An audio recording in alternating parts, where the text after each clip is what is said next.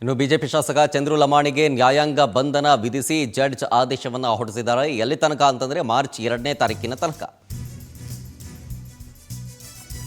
March 2ರವರೆಗೂ BJP ಶಾಸಕ ಲಮಾಣಿಗೆ ಜೈಲು fix. ಜನಪ್ರತಿನಿಧಿಗಳ court ನ್ಯಾಯಾಧೀಶರು ಈ ಆದೇಶ ಹೊರಡಿಸಿರೋದು. ನ್ಯಾಯಮೂರ್ತಿ ಸಂತೋಷ್ ಗಜಾನನ ಭಟ್ ಅವರು ನ್ಯಾಯಾಂಗ ಬಂಧನ ಕೊಪ್ಪಿಸಿರೋದು, ಆದೇಶ ಕೊಟ್ಟಿರೋದು. ಬಿಜೆಪಿ ಶಾಸಕ ಚಂದ್ರು ಲಮಾಣಿ ಜೊತೆಗೆ ಇನ್ನಿಬ್ಬರಿದ್ರು, PA ಮಂಜುನಾಥ್ ಮತ್ತು ಗುರು ಅಂತ, ಅವರನ್ನೂ ಹಾಜರುಪಡಿಸಿದ್ರು. ಗದಗದಿಂದ ನೇರವಾಗಿ ಬೆಂಗಳೂರಿಗೆ 3 ಜನನೂ ಕರ್ಕೊಂಡು ಬಂದಿದ್ರು. ಜಡ್ಜ್ ಮುಂದೆ ಹಾಜರುಪಡಿಸಿದ್ರು. ಈಗ ಮಾರ್ಚ್ 2ನೇ ತಾರೀಕು ತನಕ ನ್ಯಾಯಾಂಗ ಬಂಧನ. ಇವರಿಗೆ ಕಸ್ಟಡಿಗೆ ಕೇಳೋ ಸಾಧ್ಯತೆಯೇ ಹೆಚ್ಚಾಗಿತ್ತು. ಬಟ್ ಡೋಂಟ್ ನೋ, ನ್ಯಾಯಾಂಗ ಬಂಧನ ಕೊಟ್ಟಿದ್ದಾರೆ ಈಗ. ಸೊ ಅಲ್ಲಿಗೆ ಶಾಸಕ ಲಮಾಣಿಗ ಜೊತೆಗೆ ಇನ್ನಿಬ್ಬರು PA ಅವರು ಕೂಡ ಜೈಲು ಸೇರಿದ್ದಾರೆ.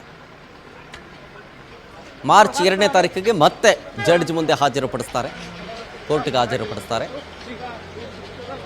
ಅಲ್ಲಿ ವಿಚಾರಣೆ ತನಿಖೆ ಯಾವ ಹಂತದಲ್ಲಿದೆ ಅನ್ನುವಂಥದ್ದನ್ನು ಪರಿಶೀಲನೆ ಮಾಡಿ, ಅದರಲ್ಲಿ ಯಾರಿಗಾದರೂ ಕ್ರಾಸ್ ಎಕ್ಸಾಮಿನ್ ಮಾಡಬೇಕು ಅಂತಂದರೆ 3 ಜನದಲ್ಲಿ ಯಾರು ಇಬ್ಬರನ್ನೋ ಒಬ್ಬರನ್ನೋ ಮತ್ತೆ ಕಸ್ಟಡಿಗೆ ಪಡ್ಕೊಳ್ಬೋದು. ಇಲ್ಲ ಅಂತ ಆದರೆ ಮತ್ತೆ ನ್ಯಾಯಾಂಗ ಬಂಧನ ಕಂಟಿನ್ಯೂ ಆಗುತ್ತೆ.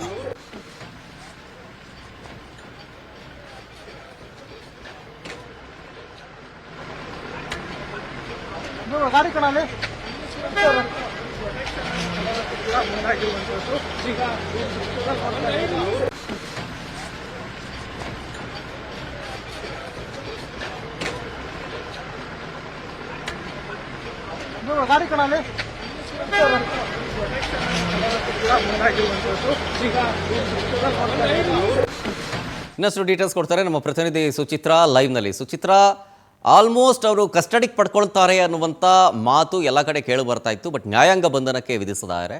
ಜಡ್ಜ್ ಮುಂದೆ ಹಾಜರುಪಡಿಸಿದ ಸಂದರ್ಭದಲ್ಲಿ ಏನೇನಾಯಿತು?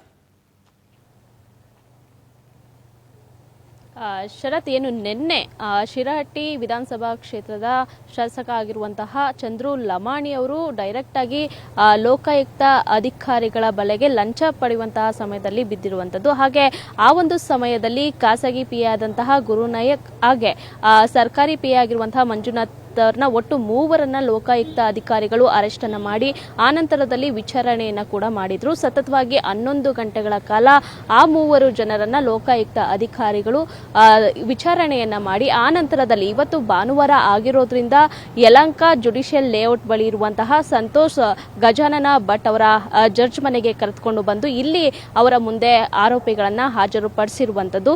ಜೊತೆಗೆ ಚಂದ್ರು ಲಮಾಣಿ ಹಾಗೆ ಮಂಜುನಾಥ್ ಗುರುನಾಯಕ್ ಒಟ್ಟು 3 ಆರೋಪಿಗಳನ್ನು ಇದೀಗ ಲೋಕಾಯುಕ್ತ ಅಧಿಕಾರಿಗಳು ಜಡ್ಜ್ ಮುಂದೆ ಹಾಜರುಪಡಿಸಿ ಎಲ್ಲಾ ದಾಖಲಾತಿಗಳನ್ನು ಕೂಡ ಜಡ್ಜ್ ಮುಂದೆ ಇಟ್ಟಿರುವಂತದ್ದು. ಜೊತೆಗೆ ಕಸ್ಟಡಿಯನ್ನ ಕೇಳಿ ವಿಚಾರಣೆಯನ್ನ ಪಡಿತಾರೆ ಅನ್ನೋ ಒಂದು ಮಾಹಿತಿ ಇತ್ತು. ಆದ್ರೆ ಲೋಕಾಯುಕ್ತ ಅಧಿಕಾರಿಗಳು ಈ ರೀತಿಯಾಗಿ ಕಸ್ಟಡಿಯನ್ನ ಪಡೆಯೋದಕ್ಕೆ ಮುಂದಾಗಿಲ್ಲ. ಆದ್ರೆ ಈ ಒಂದು ಏನು ಚಂದ್ರು ಲಮಾಣಿ ಜೊತೆಗೆ ಮಂಜುನಾಥ್ ಸೇರಿದಂತೆ ಗುರುನಾಯಕ್ ಒಟ್ಟು 3 ಇದೀಗ 9 ದಿನಗಳ ಕಾಲ ನ್ಯಾಯಾಂಗ ಬಂಧನಕ್ಕೆ ನ್ಯಾಯಮೂರ್ತಿಗಳು ಆದೇಶವನ್ನ ನೀಡಿರುವಂತದ್ದು.